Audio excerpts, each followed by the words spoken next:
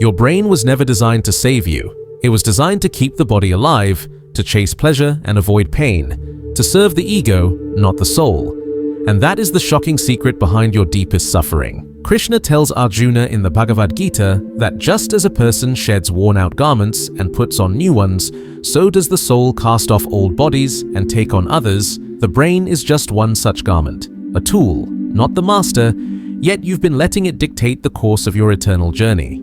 The egoic mind, rooted in fear, is obsessed with identity, survival, and control. It whispers lies cloaked as logic, warning you of imaginary dangers, inflating your sense of separateness, convincing you that you are the body, the job title, the story you keep repeating in your head. But Krishna reveals the hidden architecture of reality. You are not the mind, you are the witness of the mind. When he says, "The soul is neither born nor does it die," he is stripping away the illusion your brain clings to, that life is linear, fragile, and must be defended at all costs. Your brain resists surrender, mocks stillness, and fears silence because these are threats to its control. But the soul thrives in surrender.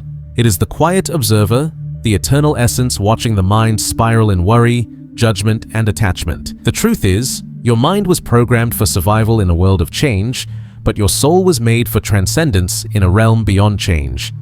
Every time you follow your thoughts without awareness, you feed the false self and drift further from your dharma. Krishna does not call you to comfort.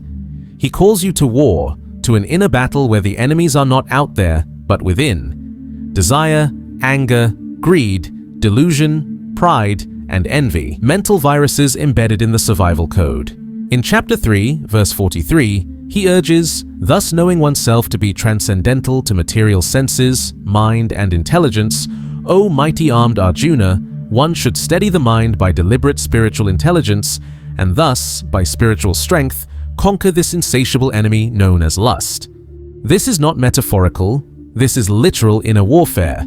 Your brain will always serve the loudest voice, and right now, that voice is your conditioning. The soul must become the new programmer, using Buddhi Yoga, divine discrimination, to rewrite the scripts of fear into pathways of freedom. Meditation is not a hobby, it is a rebellion against your default wiring. Japa is not tradition, it is reprogramming. Self-inquiry is not philosophy, it is the sword Krishna places in your hand. And until you take command, your life will feel like a loop of subtle suffering, repeating the same patterns with new faces and names. The brain wants you addicted, reactive, distracted, because if you slow down, you might remember who you are. That is the hidden warning Krishna gives again and again. If you do not rise as soul, the mind becomes your master, and the master becomes your jailer. So here is your challenge: radical, uncompromising, and ancient. Dethrone the mind, awaken the soul, and begin the sacred war that leads not to external conquest, but to the true liberation that only begins when you stop letting the mind think for you.